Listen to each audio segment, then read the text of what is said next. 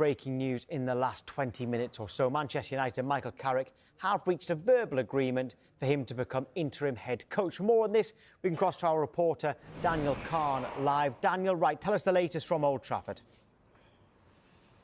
Yeah, good morning, Tom. Good morning, Charlie. I mean, as you mentioned there, Tom, it feels like quite a significant update this morning that Manchester United have that verbal agreement with Michael Carrick to take over as interim head coach until the end of the season. As we understand it, conversations went into late last night, really to iron out those outstanding details and subjects, perhaps around his backroom staff, what that would look like. My colleague Rob Dorset was reporting last night that Carrick was quite keen on Jonathan Woodgate, his former England teammate, his former assistant in Middlesbrough, to join that backroom staff. We'll get more information on what that could look like going forward in due time, of course. But we expect Carrick at this moment in time, he could sign his contract as early as this afternoon to take over until the end of the season. And look, this is significant because Manchester United still have 17 games left of this season to fight for one of those Champions League places, and this interview process was of course between him, also Ole Gunnar Solskjaer. Manchester United met him face to face on Saturday. Ruud van Nistelrooy was also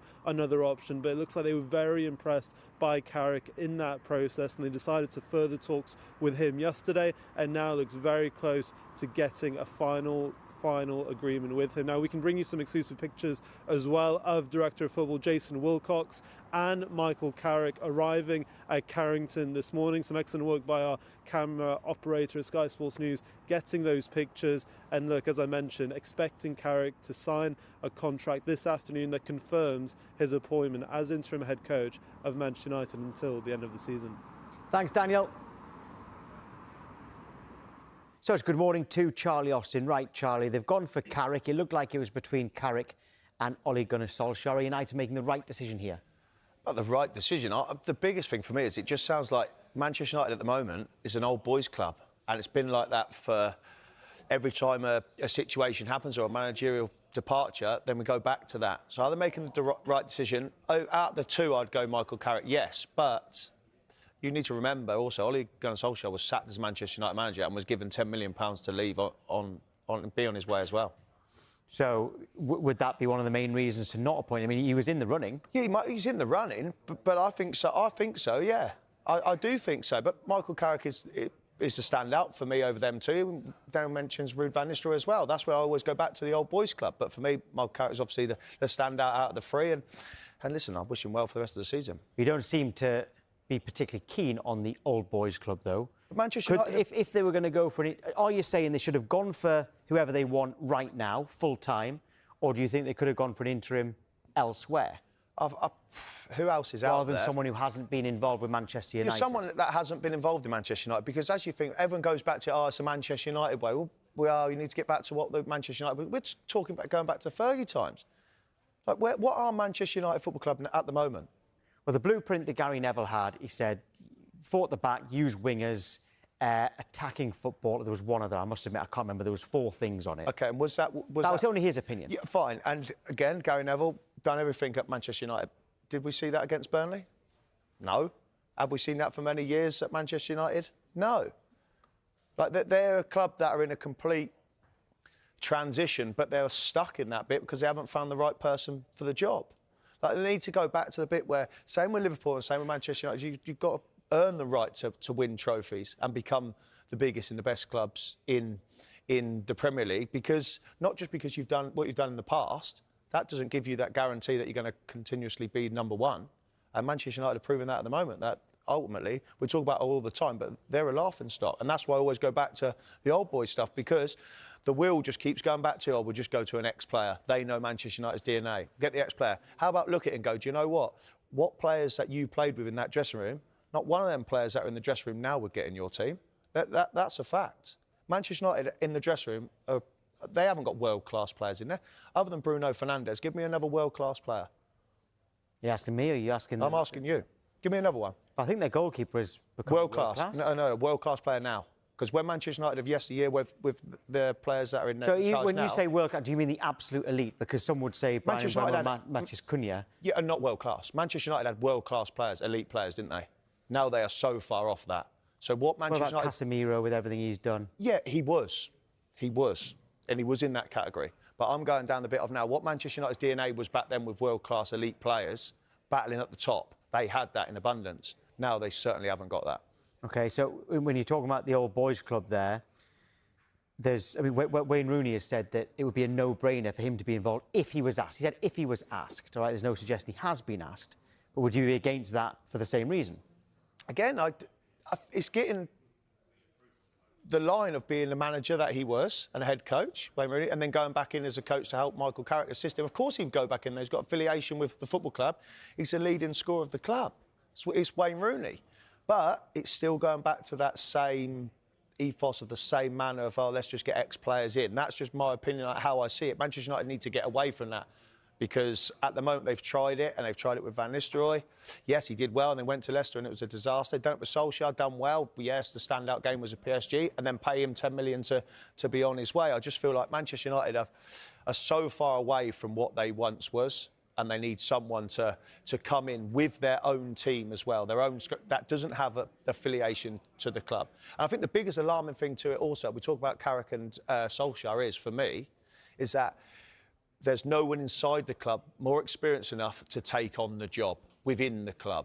So we go interim Darren Fletcher, then we have to appoint an interim till the end of the season, because there's no one in-house that's experienced enough to help the football club. So why do you think they've gone for an interim rather than just saying, this is the manager I want, let's get them permanently? Why have they not done that? The alarming thing for me is, looking at, is the manager that or the managers they've got on their shortlist is in a job at the moment.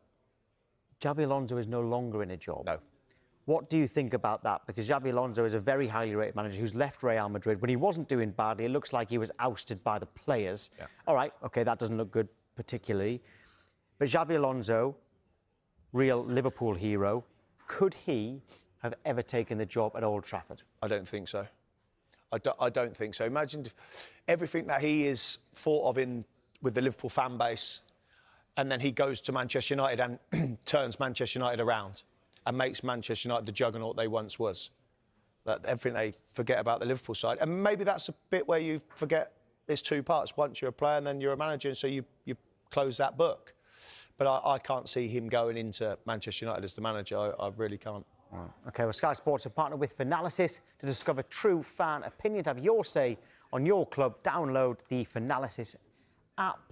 Scan the QR code for more details. Right, let's get some fan opinion right now from Manchester United supporter James McDonald. Right, James, there's lots to discuss here. I know you've been on quite a bit talking about this potential interim role, but I just want to pick up on a question I asked Charlie there about Xabi Alonso. Is it ridiculous to think that he could be Manchester United manager? Yeah, pretty much. I think signing an appointment like him for Man United would be akin to Benitez going to Everton from Liverpool. I think the next management appointment has to be absolutely spot on, and I just think that's got disaster written all over it. OK, so is this interim appointment spot on? I think that's probably the smartest way to do it. I think you look in the summer, there's going to be a lot more managers available after the World Cup. You're looking, you kind of Ancelotti, you're looking at Pochettino, you're looking at all these kind of calibre managers. And then obviously you can look at managers like Glasner as well. So I think it's probably better to recruit in the summer when you've got a bigger pool of managers to choose from. James, when you're going about the managers for the World Cup, you're fine. But my thing is the World Cup finishes in July. So you're into pre-season then, the season's coming thick and fast, you have time to bed in. They've got the managers that are in the job in the international stage have got far bigger things on their minds than worrying about Manchester. No, it's true, like worrying about Manchester United, haven't they? Like, or what their squad would look like for Manchester United. They've got to try and win the World Cup for their And if they're available before the middle of July, it means they failed at the World Cup. Yeah, but if Ancelotti would fail at a World Cup or something, it doesn't make him a bad manager. But I just think it's probably better to wait till then. Obviously, in a perfect world, it wouldn't be a World Cup and you'd have a full pre-season with a new manager to come in and get under the hood of the bonnet and have a look at what's going wrong and what they can fix. But I think we're in a bit of a sticky situation with the managerial merry-go-round. You know, when we're going about this interim, Michael Carrick come in and Darren Fletcher for 2 games. Now it looks like, obviously, Michael Carrick's in there. This is not a surprise that Ruben Amorim was under pressure and this decision may have happened sooner rather than later, or we've talked about this many a times, you and I, James, on here. But they'd have had surely they'd have had someone in their thought process, if this happens, that is someone there available who we could go after. And now we're importing interim. Michael Carrick comes in till the end of the season. Like I said, I just think Manchester United now is an old boys club and we can just go back to the old DNA. We can try and get back to yesteryear and make it great. For me, I just can't see it. I think Man United are just stuck and they need to break away from that mould. Yeah, we were in a bit of a transition, but I think it's fair to say at the moment we're in a bit of a rut. I think But you're sick, James. You are sick from the Premier League.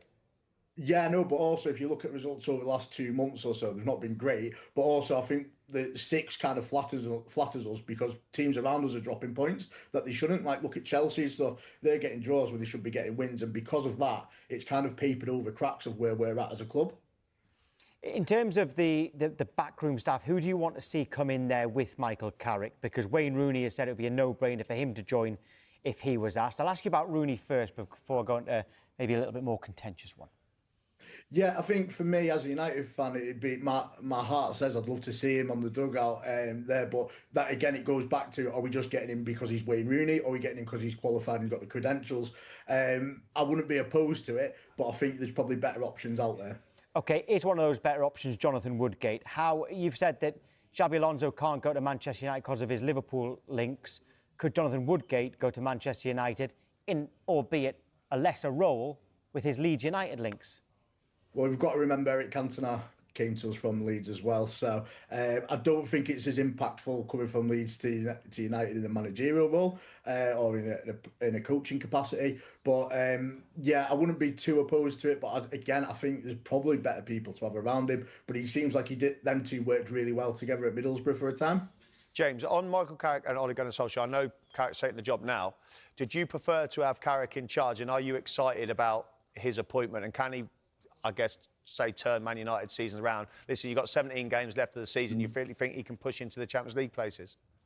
I think it's going to be very difficult, whichever manager came in, to get Champions League. But I think the decision's been made that basically you either get Ole in as a manager to kind of manage the players, or you get someone in to coach it. And it looks like we're trying to deviate away from the 3 at the back or 5 at the back, whatever, the Amarin system. And we need someone to come in and coach these players. And I think that's why we've gone to Carrick rather than Solskjaer.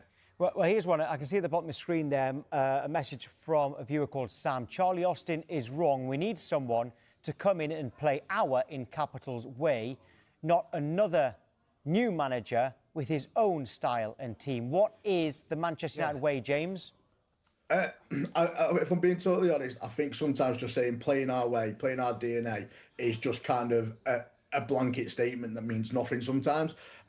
Obviously, United's heritage is attacking football with wingers and stuff, but that's quite dated. That's from 20 years ago. You can't just keep doing the same things over time and not adapting. So I think there has to be wriggle room for adapting the way we play and adapting the way we approach matches. That's right. I see it when it says about our way, and so basically we're going back to 4-4-2. 4-4-2, fine. Right winger gets down there, balls in the box, down with the left. The number 8, 2 set midfielders now have to be a 4, an 8 and a 10. They're just not individual roles anymore because that's the way modern game's gone. He can play in the 4, he can play in the 6, the 8, the 10. No. But 20 years ago, 2 set midfielders had done the lot. They've done the lot. So what is Manchester United's way at this precise moment? In all honesty, what is it? Well, at the moment, it's hopefully attacking, pressing football that we're trying to aim for. Have you got the players for that, James? I think we do. I think the last couple of months, in the last month or so, we've had AFCON, we've had injuries. I think we were going okay. We were looking quite solid. We looked like we were moving in the right direction. You get your Mount injured, you get Bruno injured, you've got 3 players going to AFCON. You've got to remember, we had about 8, 9 first-team injuries in that time. And I'm not making excuses with injuries, but you've got to allow for that and account